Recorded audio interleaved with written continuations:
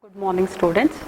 Today I have brought you a very special topic, a very inspiring topic of this particular chapter, molecular basis of inheritance, that is the search for the genetic material. So in the year 19th century only the DNA is discovered. So before that, before the discovery of the DNA, the people believed that maybe the protein is the genetic material, or RNA is the genetic material, or DNA may be the genetic material. So several scientists, they started conducting varieties of experiments throughout the world in order to know the proper genetic material, whether it is RNA or it is a protein or it is the DNA. So we can also remember here Gregor John Mendel, our father of genetics. Even though he has conducted several the experiments on the plant garden pea, and even he has brought up with the standard principles in the genetics, that is the law of dominance, law of unit character, and the law of segregation of character alleles or characters, and independent assortment and such like that. So many he has brought, even though he never mentioned that the gene or the DNA which is only responsible for the transmission of the parental characters among the offsprings. Instead, that he used the term factors. So instead of genes, the Gregor John Mendel, father of genetics, he used the term factors for the term genes, because he was not knowing what is the component which is responsible for his experimental principles.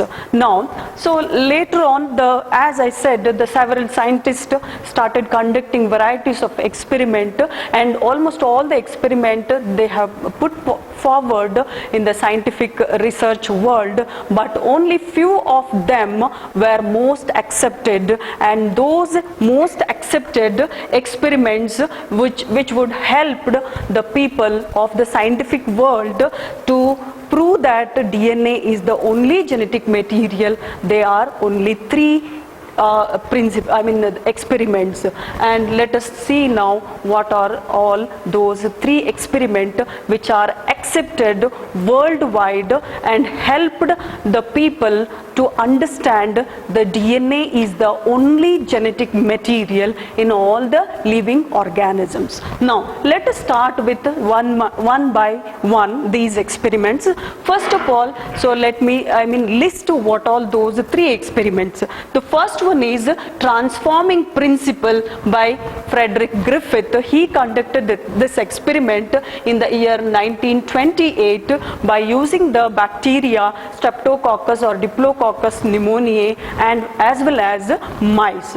Then later, the determination, he actually while conducting his experiment, he did not prove that DNA is the genetic material, okay, for the first time. Then he just concluded that there is some transforming principle which is responsible for the transformation of the bacteria from one form to another form. So hence he did not specify here the genetic material, that is DNA only responsible for the transformation. Then the later, after 5 years, that is Avery, MacLeod and McCarthy, they took around 10 years.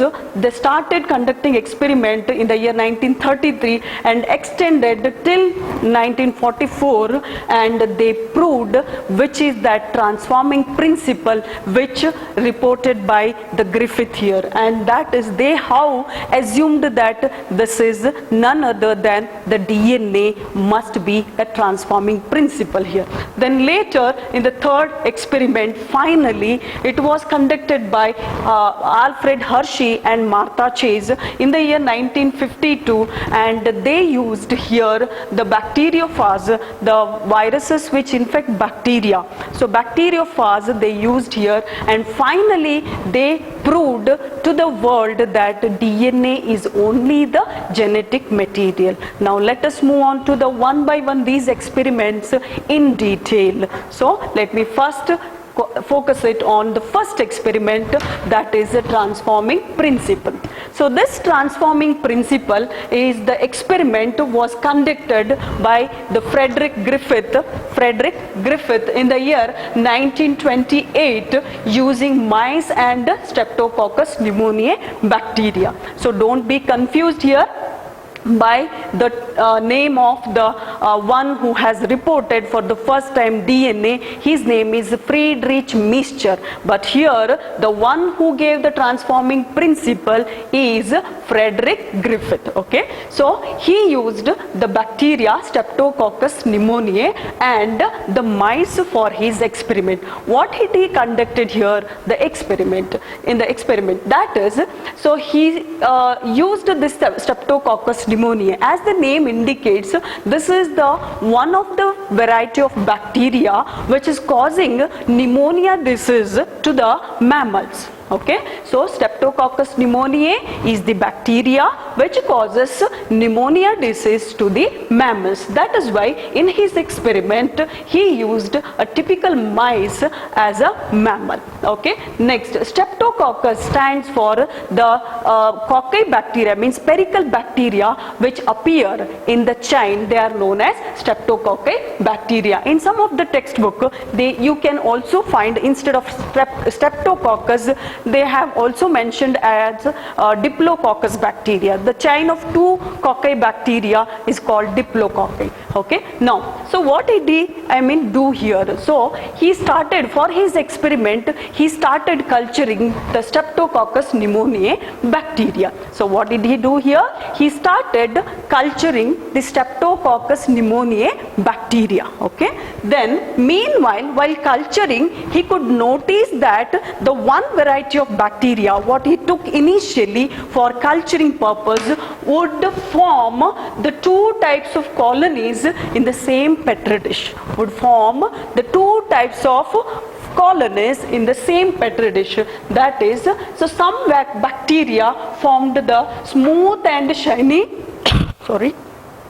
colony, okay, and some bacteria form the smooth and shiny colony when they are cultured in the suitable nutrient media, and that he named it as smooth bacteria or S strain. Strain stands for a variety, or you can say type of the bacteria, whereas another another type of colonies were also noticed there. That is, so some bacteria formed the dull and rough colonies. So some other colonies were rough as well as they were rough. Okay, so this is how that strain he distinguished from the S strain as R strain. So R stands for rough bacteria. So as I mentioned, strain is nothing but a type or the variety. Okay, so R strain bacteria, why they gave rise to the rough and dull colonies?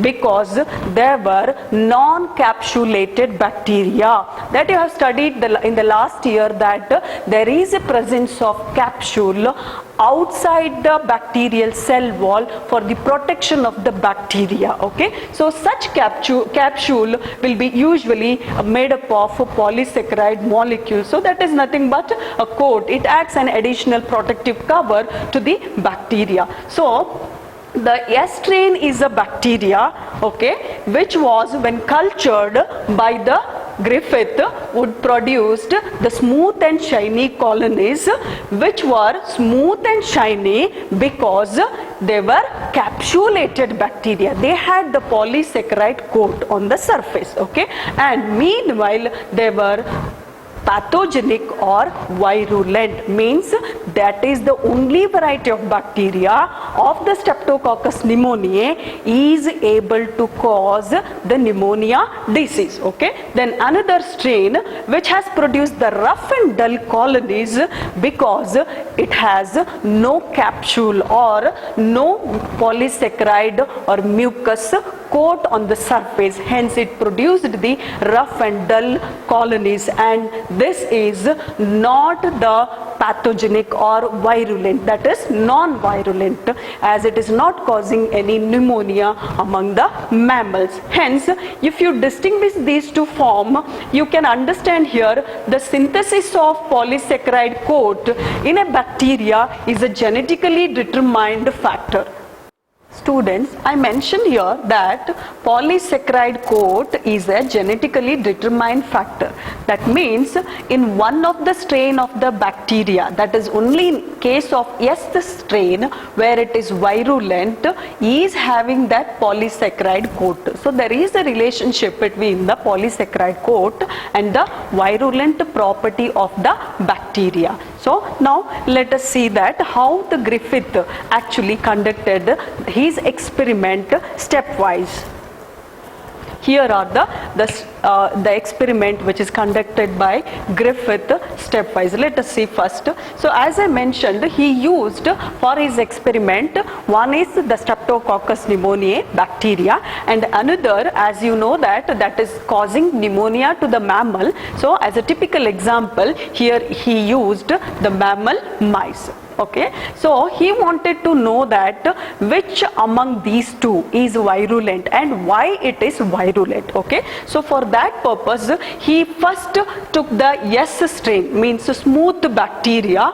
He took it and in the syringe and injected to the mice. Mice died. Okay, and why they died? Because they developed the disease pneumonia, because S is a virulent strain, so that they developed the pneumonia disease, hence they died. Then in the next case, what he did, he took the R strain, means the rough strain, which is non-virulent. He took it again in the syringe and he injected to the mice, and mice were alive. Mice were alive. That indicates that the R is being non-virulent. It did not allow the development of the pneumonia disease in the mice. So hence the mice were alive. Okay, then in the third step, what he did, he took the S bacteria in a beaker and he heated it, okay, in order to kill the bacteria. So he took the S bacteria, that is smooth bacteria, in a beaker and boiled it for some time in order to destroy or kill the S bacteria here. Then he took that mixture, okay, again in the syringe, okay, and injected to the mice. So what happened to the mice? Mice were died. Mice were died. Why they died? Because it indicates there is the development of pneumonia disease in the mice. Okay. In the fourth case, what he did, he took the heat killed S bacteria. He took the heat killed S bacteria and to that beaker he added the live R bacteria, where he injected to the mice where there is no development of the disease, and he took the heat killed S bacteria, he injected to the mice, that also did not develop any disease. So that he, now what he did, he mixed these two mixtures together and injected to the mice once again. What has happened here? Actually the mouse or mice died. Why the mouse died? He got very much shocking here. Why? Because when he individually took the heat killed S bacteria, it did not develop any disease. When he individually took the R bacteria, it also did not develop any disease. What has happened all of a sudden here to cause the death of the mice here? So that what he did here next, he took the dead mice, did the postmortem on that. He took the blood of the dead mice and recovered S bacteria. He recovered from the dead mouse body the S bacteria, that is virulent S bacteria. So that he concluded that what has happened here, okay, is nothing but the transformation of the non-virulent R bacteria into the virulent S bacteria. How it would have taken place here? See, so when he mixed together the heat killed S bacteria with the live non-virulent R bacteria, there is some biochemical component from the heat killed S bacteria has entered the R bacteria and caused the transformation of the non-virulent R bacteria into virulent S bacteria by enabling the non-virulent R bacteria developing a polysaccharide coat. So this he concluded finally due to the transfer of genetic material, and that he named it as a transforming principle, as it is responsible for the transformation of the one bacteria into other bacteria. Now what you understand here? What is transformation here? Transformation is nothing but change or the conversion of one bacterial form into another bacterial form due to genetic recombination. What do you mean by genetic recombination? There is a combination of two genetic material. Okay, so even though he heated and killed the S bacteria, he did not destroy all the property of the DNA or other components of the heat killed S bacteria. So there is some property which has still retained in the what you can say heat killed S bacteria, has entered the R bacteria and has enabled the synthesis of polysaccharide coat, and that is how it is converted, it is transformed the live non-virulent R bacteria into virulent S bacteria. Now he did not confirm that it is DNA only, but he just saying that maybe it is a DNA which is responsible for this transforming principle. He concluded his experiment for this. Okay, now let us see the next experiment, which is extended by the Oswald Avery, MacLeod, McCarty, okay, in the year 1933 to 44, means nearly around 10 years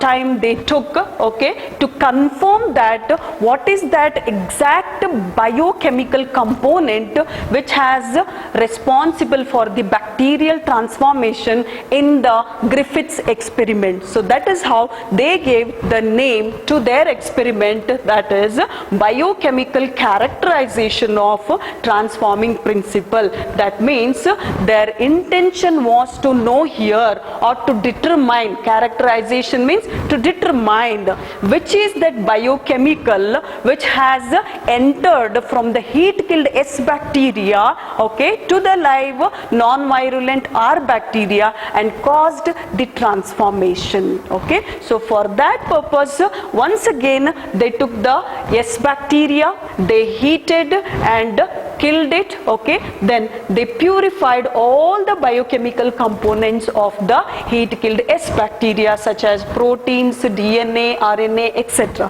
So among these they wanted to confirm which one is transformed or which one could transform the live non-virulent R bacteria into virulent S cell. Okay, and meanwhile they have also discovered certain enzymes such as proteases, DNases and RNases. So what are proteases? Proteases are the enzymes which can digest or which can destroy the protein molecules. RNases are the enzymes which can digest or destroy the RNA molecules. DNases are the enzymes which can digest or destroy only the DNA. So that is how, by having all these elements with them, they started to extend the Griffiths experiment.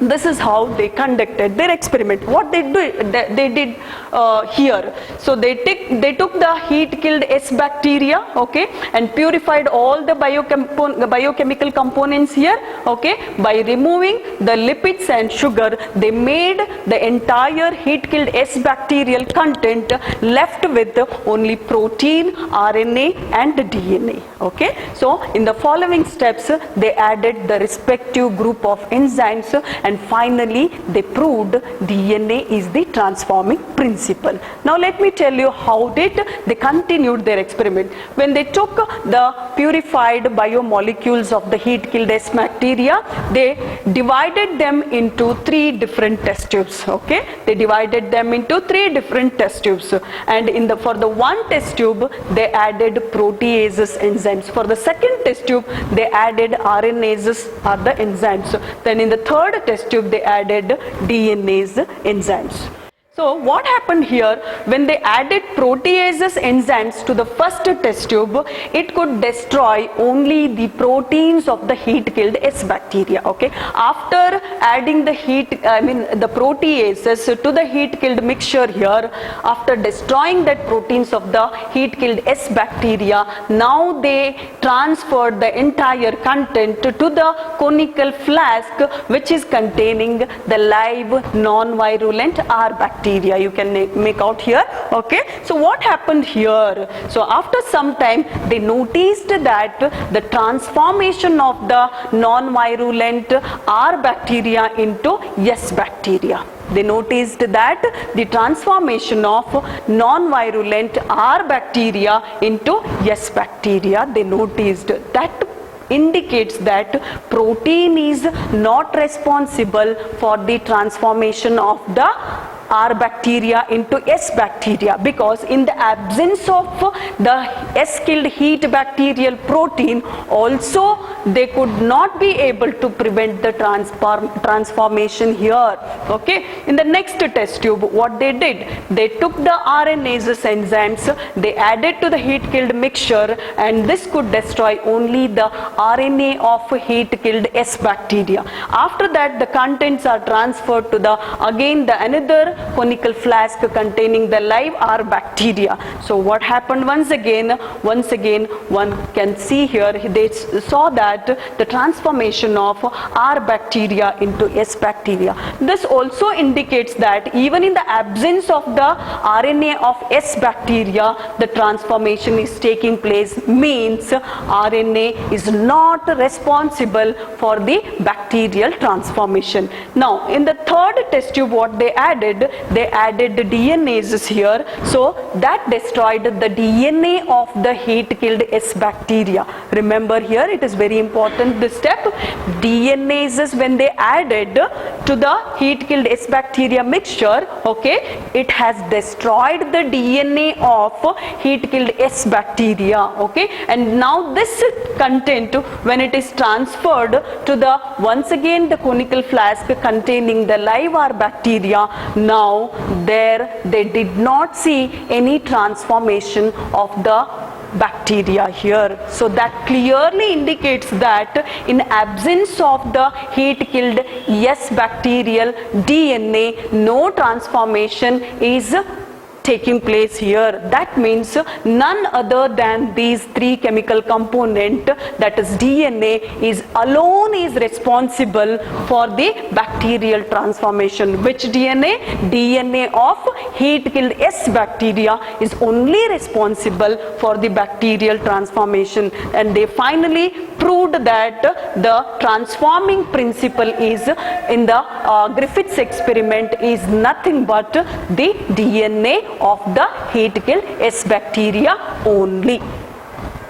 Now let us move on to the another experiment, but finally they did not prove here the DNA is the genetic material, but they assumed once again that DNA must be the transforming principle here, because that DNA must be considered as a genetic material, as because it is hereditary in the nature, because it is carrying the same property, that is transforming property, that is the expression of the polysaccharide coat in the non-virulent, non-capsulated bacteria. That is because of the recombination between the DNA of heat-killed S bacteria with the DNA of non-virulent live R bacteria would only can express that nature, that is virulence. Okay. Now we shall move on to the third experiment, that is finally proved that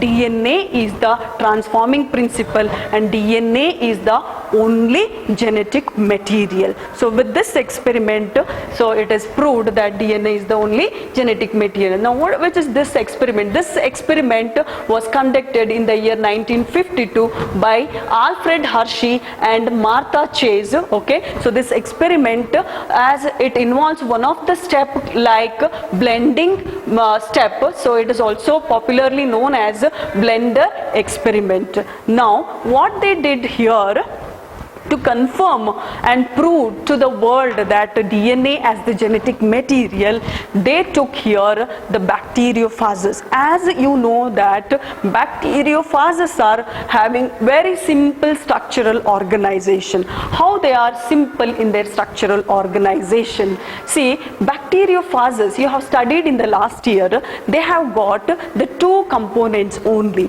So what are the two components? One is the protein coat, another one is the core of the virus. So that is called genetic material. Either it is the DNA or RNA. So this core having the genetic material, either DNA or RNA, which is covered by or enveloped by the protein coat here. So such simple structure of the virus helped them to prove that DNA is the genetic material. So they took this bacteriophages. So what are bacteriophages? The bacteriophages are the viruses which infect the E. coli bacteria, Escherichia coli bacteria. So bacteriophages are generally the viruses which infect the bacteria. So here they have taken the bacteriophages along with E. coli bacteria finally to prove that DNA is the genetic material. So they took the Hershey and Martha Chase, they took the bacteriophages. As I mentioned, why they took the bacteriophages? They have very simple organization. What is that simple organization here? They have a core which is made up of genetic material, either DNA or RNA, but here we have mentioned DNA as the genetic. This is the bacteriophage which has DNA as its genetic material. Now, which is enveloped by the protein coat, which is also known as capsid. So that any viruses, if you take, they have very simple structural organization, that is core enveloped by capsid. Okay, so as you all know that the viruses, they are not considered either as living as well as or the non-living, because they are going to exhibit both the properties in the nature. Hence they are not classified under any of the five kingdom system. Okay, why? Because these viruses do not have the cellular organization, as well as they do not have the self-replicating machineries. Okay, they do not have any enzymes, so that they are considered as they are non-living. Not only for that sake, even whenever they are crystallized, even they can retain their property of the infection even after they get into crystallized like chemicals, and they are ultra microscopic. They can never be filtered like bacteria and other the pore filters.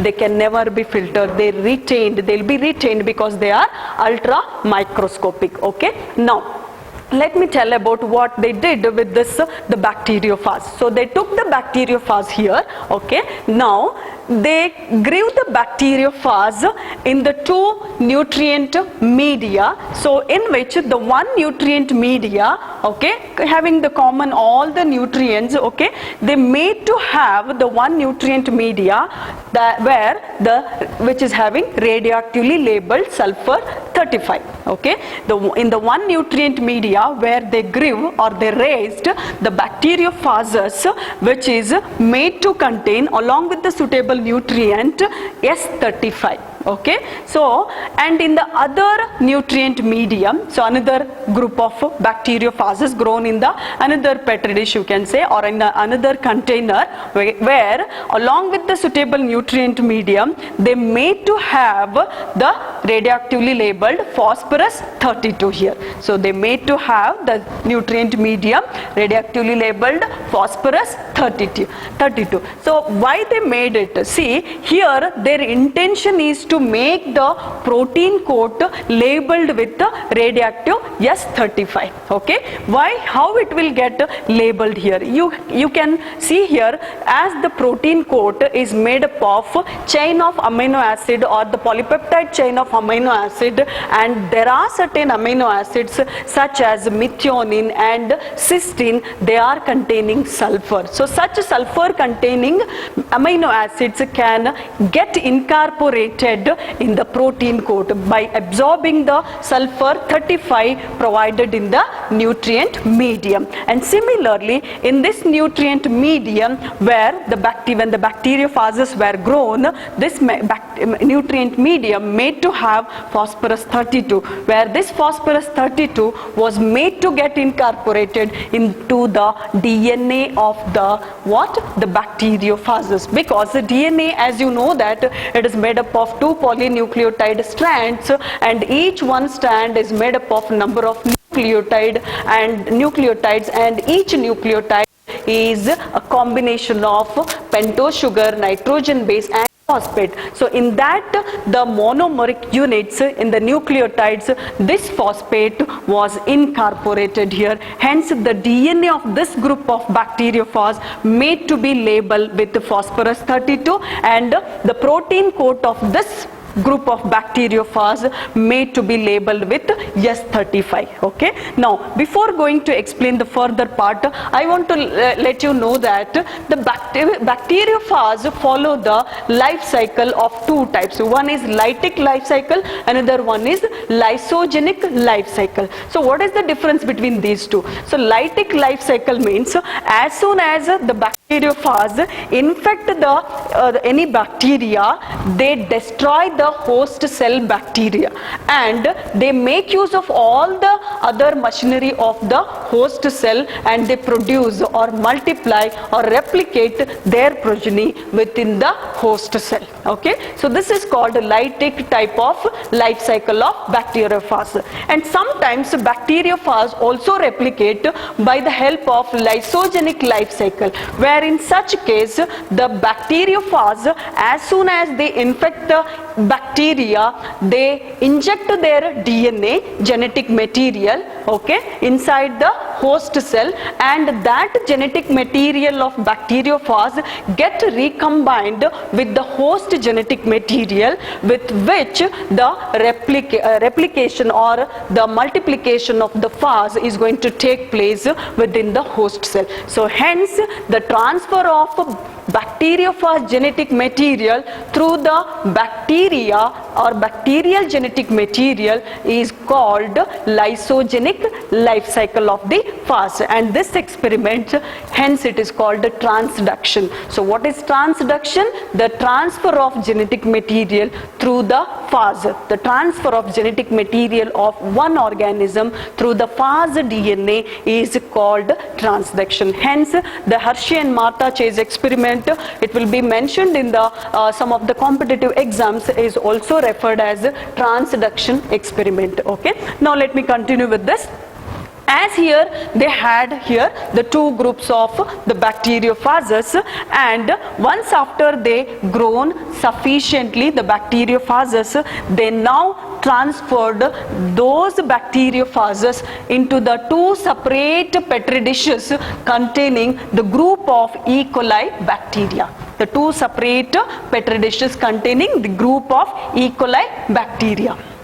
Okay, now what happens here, as soon as the bacteriophages are transferred into the petri dish containing E. coli bacteria, they start infecting the bacteria.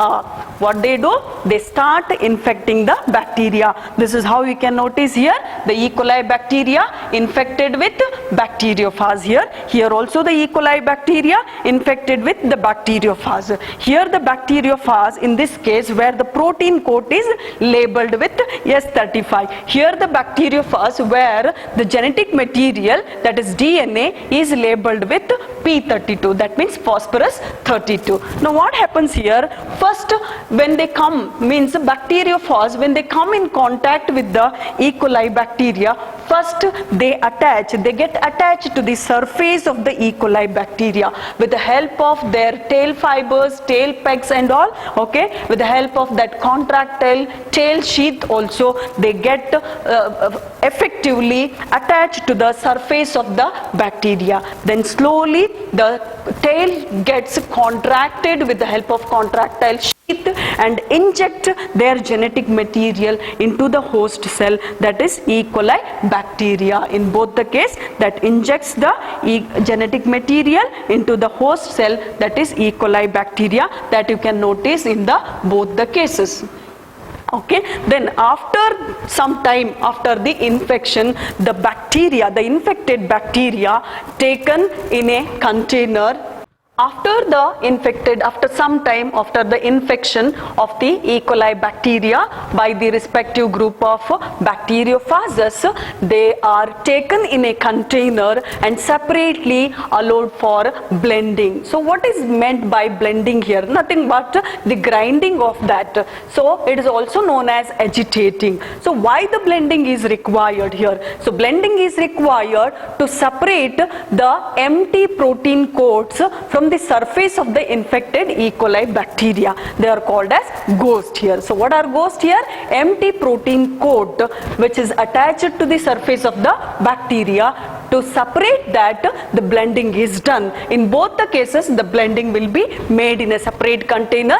After the blending, both the containers contents are transferred to the separate test tubes and allowed for centrifugation. Okay, by following the density gradient method of centrifugation. As the name indicates, depending on the density of the molecules here, the contents get separated after the centrifugation into the two separate parts. So what are that? One, the part of the portion or one content which is going to be settled at the bottom of the test tube is called pellet. Okay, and other part which is floating at the surface of the test tube is called supernatant. And in this case, where we have taken the protein coat is labeled with S35, where the protein coats are being lighter, had separated in a supernatant, and with they are emitting the radioactive S35 over there. And here the infected bacteria being heavier, they settled in the pellet, but they are without phosphorus 32, because here it is not labeled here. And in the other case, where the protein coat is not labeled here, even though it is being lighter, it also settled in the supernatant, but it did not show the presence of S35. Instead, the infected bacteria which have settled in the pellet, they had the phosphorus, the radioactively labeled phosphorus 32. So this indicates that DNA is the phase only has transferred to the infected bacteria, not the protein coat here. So by this they confirmed that DNA is the only genetic material, because it is only suitable for controlling and carrying of genetic information from generation to generation. So maybe you may all not get convinced by that. Suppose to confirm further, if you can continue this experiment, that means if you take the infected bacteria of this group and each one infected bacteria, if you allow for its growth in a suitable culture medium, each bacteria is going to replicate number of phase progeny containing that radioactively labeled phosphorus 32. By this one can get confirmed that DNA is the only genetic material which has transformed or which has transferred from this phase, okay, to the progeny phase, not the protein coat which has transferred to the progeny part. Okay, this is the flow chart of Hershey-Chase experiment or blender experiment. You can just follow this, students. So as this flow chart along with the diagrammatic representation will easily help you to understand the experiment. Okay, so please follow this flow chart. So let me once again recall the flow chart in a simple way. As I told in the diagrammatic presentation, that they took the bacteriophages and they grew into two groups. So in one group they put the bacteriophages in a medium containing radioactive sulfur, and other group of bacteriophages they put them in a radioactive phosphate containing medium. Then here their intention is to make the protein coat of the bacteriophage labeled with S35. As I mentioned, there are certain amino acids which such as methionine and cysteine, they are sulfur containing amino acid. They take up this sulfur and the protein coat becomes incorporated with this sulfur here. So in this case the protein coat made to label radioactively with sulfur 35. In this group, as phosphorus 32 was added here, the phosphate is being present in the DNA, was the DNA of the bacteriophage made to label with phosphate 32. Now this group of these two group of bacteriophages are separately allowed for infecting the E. coli bacteria. Now after the sufficient time given after for the infection, those infected bacteria are blended in order to separate the empty coats of the proteins of the bacteriophages from the infected bacteria. Then later the contents were going to be separated by centrifugation technique based on the density gradient centrifugation technique. In one test tube after the centrifugation, one can notice the heavier bacterial cells are formed as a pellet at the bottom, and in the other test tube the lighter viral components will remain outside the bacterial cells, remained in the supernatant. Okay, so this says that the protein coat of the bacteriophage is not going to be inherited to the offsprings or its progeny. Only the DNA of the phage is going to be inherited to its progeny. So this is about all the three experiment. Hope I have explained in a proper way so that you all are able to understand and find it interesting. Okay, so let us move on to the next part of this topic.